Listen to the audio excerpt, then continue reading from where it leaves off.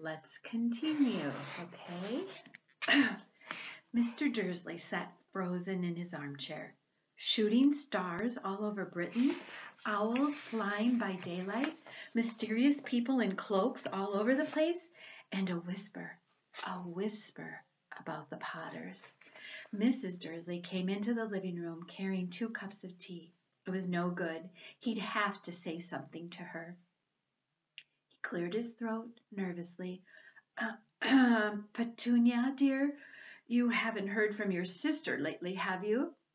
As he had expected, Mrs. Dursley looked shocked and angry. After all, they normally pretended she didn't have a sister. No, she said sharply. Why? Funny stuff on the news, Mr. Dursley mumbled. Owls, shooting stars, and there were a lot of funny-looking people in town today. So, snapped Mrs. Dursley. Well, I just thought maybe it was something to do with, her lot. Mrs. Dursley sipped her tea through pursed lips. Mr. Dursley wondered whether he dared tell her he'd heard the name Potter. He decided he didn't dare. Instead, he said as casually as he could, their son. He'd be about Dudley's age now, wouldn't he? I suppose so, said Mrs. Dursley stiffly. What's his name again? Howard, isn't it? Harry.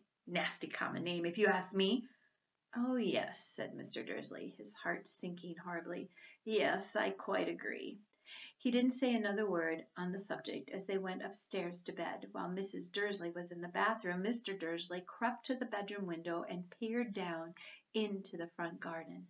The cat was still there. It was staring down Privet Drive as though it was waiting for something. Was he imagining things? Could all this have anything to do with the Potters? If it did, if it got out that they were related to a pair of, well, he didn't think he could bear it. The Dursleys got into bed. Mrs. Dursley fell asleep quickly, but Mr. Dursley lay awake, turning it all over in his mind. His last comforting thought before he fell asleep was that even if the Potters were involved, there was no reason for them to come near him and Mrs. Dursley.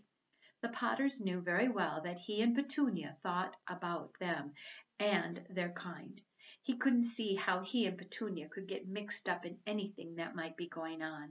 He yawned and turned over. It couldn't affect them. How very wrong he was. Mr. Dursley might have been drifting into an uneasy sleep, but the cat on the wall outside was showing no signs of sleepiness. It was sitting as still as a statue, its eyes fixed unblinkingly on the far corner of Privet Drive. It didn't so much as quiver when a car door slammed in the next street, nor when 2 owls swooped overhead. In fact, it was nearly midnight before the cat moved at all. A man appeared on the corner the cat had been watching, appeared so suddenly and silently you'd have thought he'd just popped out of the ground. The cat's tail twitched and its eyes narrowed. Nothing like this man had ever been seen in Privet Drive. He was tall, thin, and very old, judging by the silver of his hair and beard, which were both long enough to tuck into his belt. He was wearing long robes, a purple cloak which swept to the ground, and high-heeled, buckled boots. His blue eyes were light, bright, and sparkling behind half-moon spectacles, and his nose was very long and crooked, as though it had been broken at least twice. This man's name was Albus Dumbledore. Albus Dumbledore didn't seem to realize that he had just arrived in a street where everything from his name to his boots was unwelcome. He was busy rummaging in his cloak looking for something, but he did seem to realize he was being watched because he looked up suddenly at the cat, which was still staring at him from the other end of the street.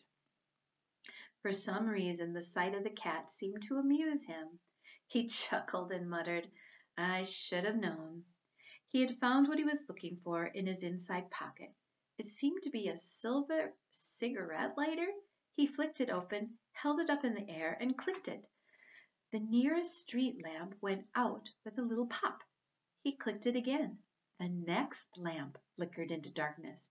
12 times he clicked the put outer until the only lights left in the whole street were two tiny pinpricks in the distance, which were the eyes of the cat watching him. If anyone looked out of their window now, even beady-eyed Mrs. Dursley, they wouldn't be able to see anything that was happening down on the pavement. Dumbledore slipped the put outer back inside his cloak and set off down the street towards number 4, where he sat down on the wall next to the cat. He didn't look at it, but after a moment he spoke to it. "Fancy seeing you here, Professor McGonagall." He turned to smile at the tabby, but it had been gone. Instead, he was smiling at a rather severe-looking woman who was wearing square glasses exactly the shape of the markings that the cat had had around its eyes. She, too, was wearing a cloak, an emerald one. Her black hair was drawn into a tight bun, and she looked distinctly ruffled. "How did you know it was me?" she asked. "My dear Professor, I've never seen a cat sit so stiffly." "You'd be stiff if you'd been sitting on a brick wall all day," said Professor McGonagall. "All day? When you could have been celebrating? I must have passed a dozen feasts and parties on my way here." Professor McGonagall sniffed angrily. "Oh, yes, everyone's celebrating all right," she said impatiently. "You'd think they'd be a bit more careful, but no, even the Muggles have noticed something's going on. It was on their news." She jerked her head back at the Dursleys' dark living room window. "I heard it. Flocks of owls shooting stars. Well, they're not completely stupid. They were bound to notice something. Shooting stars down in Kent? I'll bet that was Daedalus Diggle. He never had much sense." "You can't blame them," said Dumbledore gently. "We've had precious little to celebrate for 11 years. "I know that," said Professor McGonagall irritably, "but that's no reason to lose our heads. People are being downright careless out on the streets in broad daylight, not even dressed in Muggle clothes, swapping rumors." She threw a sharp sideways glance at Dumbledore here, as though hoping he was going to tell her something, but he didn't. So she went on. "A fine thing it would be if on the very day you-know-who seems to have disappeared at last, the Muggles found out about us all. I suppose he really has gone, Dumbledore?" "It certainly seems so," said Dumbledore. "We have much to be thankful for. Would you care for a sherbet lemon?" "A what?" "A sherbet lemon. They're a kind of Muggle sweet I'm rather fond of." "No, thank you," said Professor McGonagall coldly, as though she didn't think this was the moment for sherbet lemons. "As I say, even if you-know-who has gone, my dear Professor, surely a sensible person like yourself can call him by his name. All this you-know-who nonsense. For 11 years I've been trying to persuade people to call him by his proper name, Voldemort." Professor McGonagall flinched, but Dumbledore, who was unsticking 2 sherbet lemons, seemed not to notice. "It all gets so confusing if we keep saying you-know-who. I have never seen any reason to be frightened of saying Voldemort's name." "I know you haven't," said Professor McGonagall, sounding half exasperated, half admiring. "But you're different. Everyone knows you're the only one you know. Oh, all right, Voldemort was frightened of." "You flatter me," said Dumbledore calmly. "Voldemort has powers I will never have." "Only because you're too, well, noble to use them. It's lucky it's dark. I haven't blushed so much since Madame Pomfrey told me she liked my new earmuffs." Professor McGonagall shot a sharp look at Dumbledore and said, "The owls are nothing to the rumors that are flying around. You know what everyone's saying, about why he's disappeared, about what finally stopped him." It seemed that Professor McGonagall had reached the point she was most anxious to discuss. The real reason she had been waiting on a cold, hard wall all day, for neither as a cat nor as a woman had she fixed Dumbledore with such a piercing stare as she did now.